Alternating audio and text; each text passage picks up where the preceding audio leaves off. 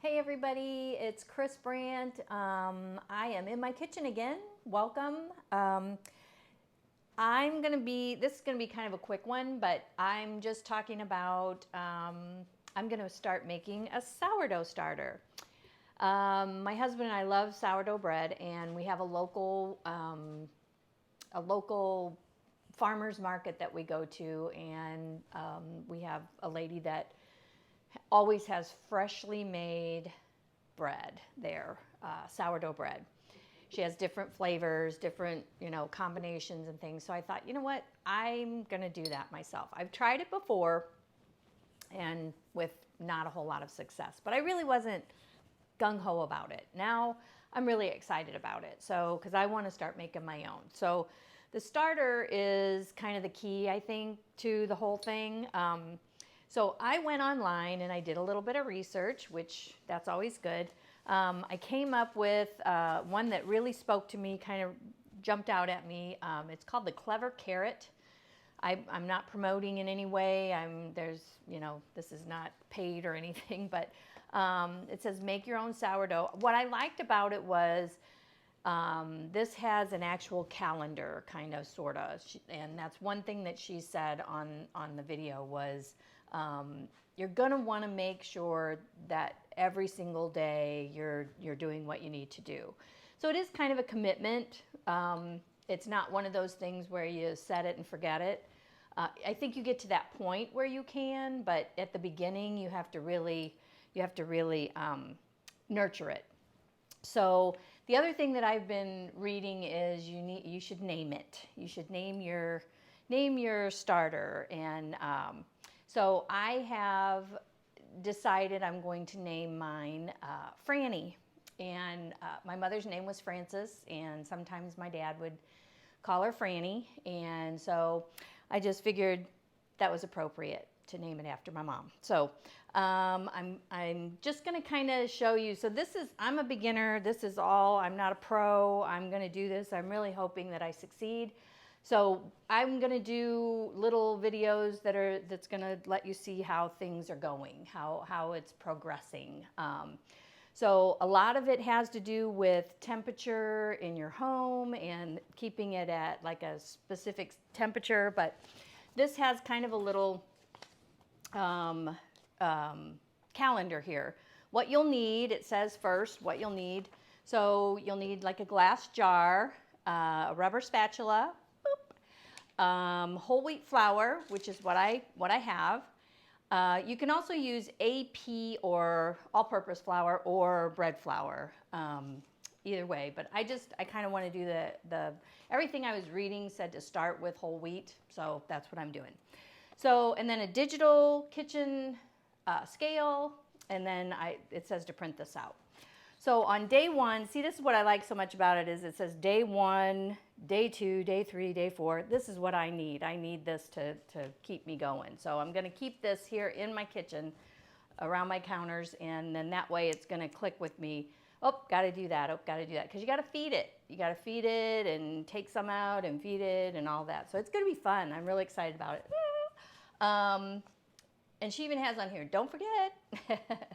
So it's in grams. So I've got my digital scale here.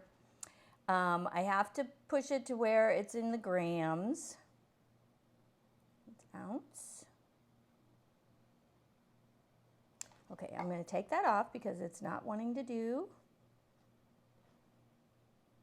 Okay, unit.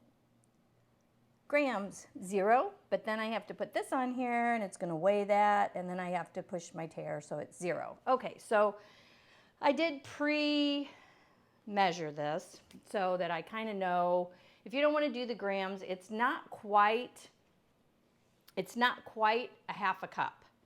So that's why it's best to do it this way. So I've got my flour here, and this is just a 1/4 of a cup, but I'm going to put a little bit more in here. This is actually a measurement here too. There's measurements on there so I can kind of see.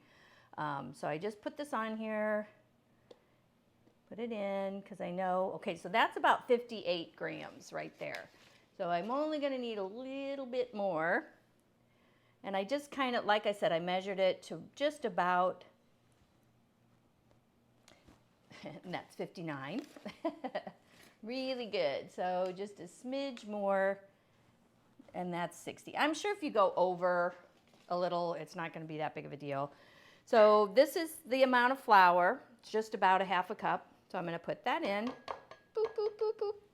And then it's the same 60 grams of water. So I've got that right here.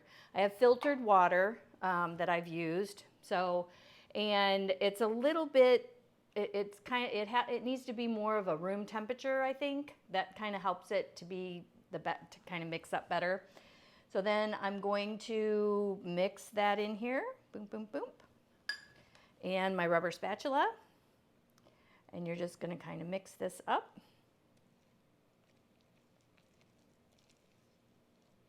Now I also, I have this one, this has a lid.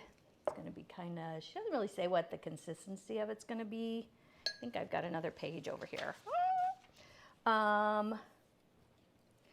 So it says that the temperature of the room or whatever, wherever you have it, should be around 70 to 75. So my husband and I try to kind of keep that. So this is kind of thick. So I'm going to add a little bit more water.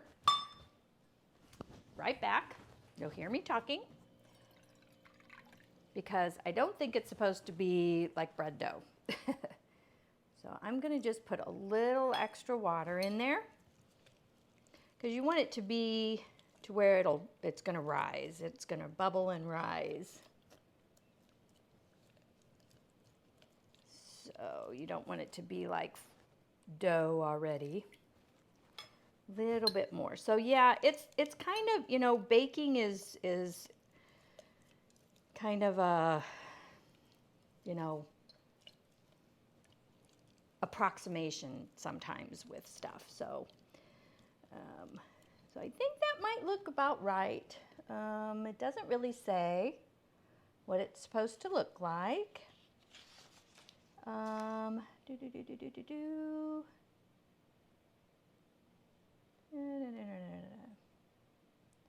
So I'm going to just kind of leave it like this. I might do just a little bit more. So I think I did, it wasn't a half a cup. It's still not a half a cup. Still less than a half a cup. So I'm praying that this is gonna work. Pray for me, Franny. Come on, Franny. Okay, so I'm gonna leave it like that. And this has a lid, but I might change it up because I do make beeswax lids too, which you can just kind of cover it. It doesn't necessarily need to be airtight. It just needs to have a lid. So I'm not gonna push this all the way down. I'm just gonna kind of, this is kind of pretty loose, so I think that'll be okay. So it says, combine all of that. It'll be thick and pasty. So I think that's what I have right here. The first one was it was just very too much like a ball of dough. So the consistency will be thick and pasty. Cover with plastic wrap or a beeswax wrap or a lid, and let it rest in a warm spot about 24 hours. So I'm going to let this rest for about 24 hours. I am going to mark, I think I'm going to clean this, put all of that down, clean it up. I am going to put like, you can get like the bands or something that kind of shows where you're starting. And then I can tell by tomorrow, after 24 hours, where, if it rises. So this is an experiment for me. Like I said, I've never done it where it's been a success. I think I did it a year and a half ago, and I did a little bit where I was able to make some English muffins from some of the discard. So, and it was very good, very delicious. But I want to be able to make these big loaves of bread like we've been getting. And I'd like to make wraps. That's one of like a tortilla type. I've heard of sourdough wraps, and I love wraps. I love to do that rather than a big piece of bread. So the next thing I'm going to be doing, I'll see. I'm going to try to do this every day if I can, just a quick video just to kind of let you know what the progress is.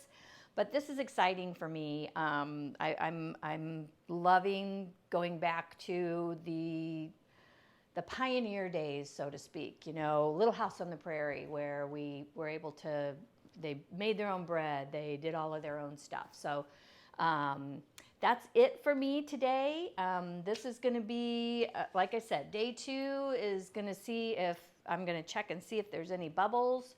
I may just record and let you see, you know, see how it goes. And on my next video, I'll just kind of include all of that. But I might get back on here tomorrow and let you see to unveil it together.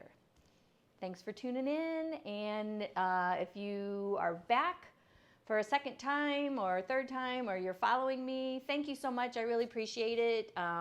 If not, hit that subscribe button and let me know in the comments if you want to see anything in particular in the future.